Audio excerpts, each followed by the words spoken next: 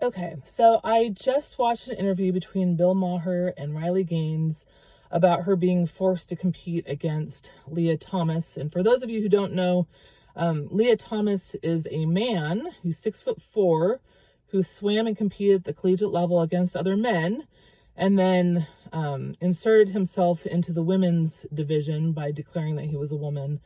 He went from like 500th place as a man to a national championship. So anyway, Riley's been really brave. She has been speaking out against this, and it's obviously unfair.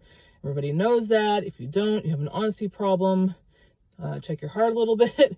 But anyway, so she got to go on Bill's show. Now, I have always kind of admired Bill a little bit. I mean, he's crass, he's crude, he's a leftist by every kind of standard, except for he's super intellectually honest. And he's kind of as Ben Shapiro is to the right, who will tell the truth about his own party. So I appreciate that he's willing to weigh in on these conversations when a lot of other people won't touch them with a 10-foot pole. He still uses stupid pronouns, but at least he's willing to have the conversation. So he had Riley on his show, and I thought, hey, this is good. This is a great thing. And it was.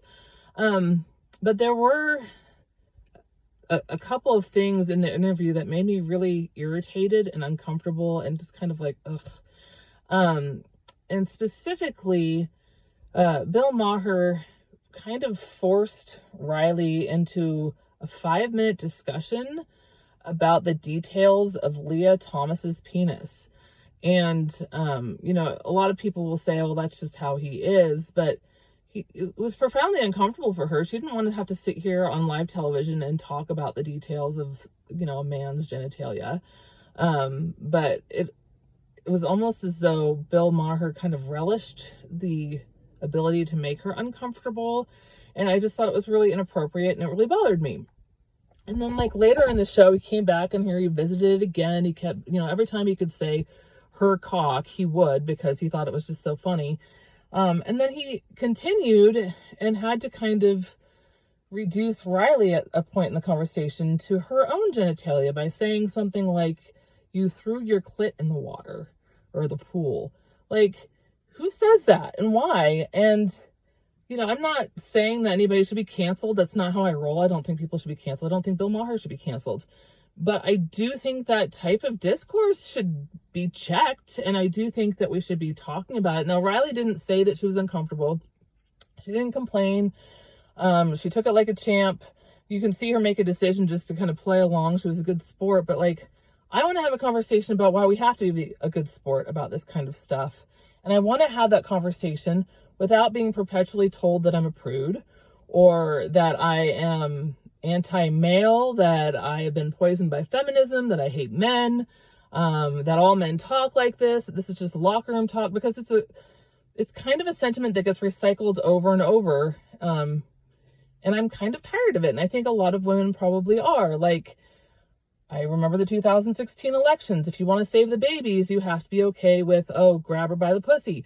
But I wasn't okay with it, but I still made the choice because I had to choose that. But I think the thing I'm trying to zero in on is that this is kind of a conundrum that women are perpetually placed in, that in order to accomplish the greater good, we have to sacrifice our dignity on the altar of men's whatever desire that it may be. And, every time I do try to say anything about that, I find that I am met with a force field of just aggressive rhetoric and pushback from men who don't want to hear it.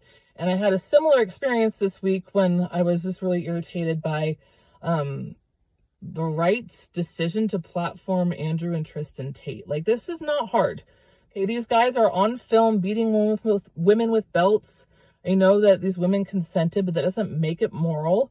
And here are major heavy hitters on the right: Candace Owens, Tucker Carlson, even Zuby, this Christian rapper, was tweeting about how Andrew Tate has been this positive influence on so many, millions of men. And, I raised my hand and I'm like, no, surely we can raise the bar a little bit. And every time I do that, it gets flipped. The script gets flipped. And all of a sudden I find myself, instead of talking about the dignity of women, like dodging accusations of misandry and talking about this alleged war on men. And the people talking about the alleged war on men are never, in my experience, anywhere in the discussions about the centuries-long war on actual women's bodies and voices. In fact, these are the guys that are often posting things about repealing the 19th Amendment. These are guys that are, posting from famous preachers talking about how battered wives are not allowed to divorce their husbands. These are guys who are actively warring against women's voices and then playing the victim when women say, no, that's enough. So anyway, I'm kind of grumpy and tired, but I know that I'm not the only one, and I think the conversation has to start somewhere. I know, I don't hate men. I love good men. I married a good man. I'm actively trying to raise 2 more, but I'm also raising a daughter. And when I turn to my side of the political divide, which is supposed to be known for family values and the amplification of everything good and right, I don't want to see Dennis Prager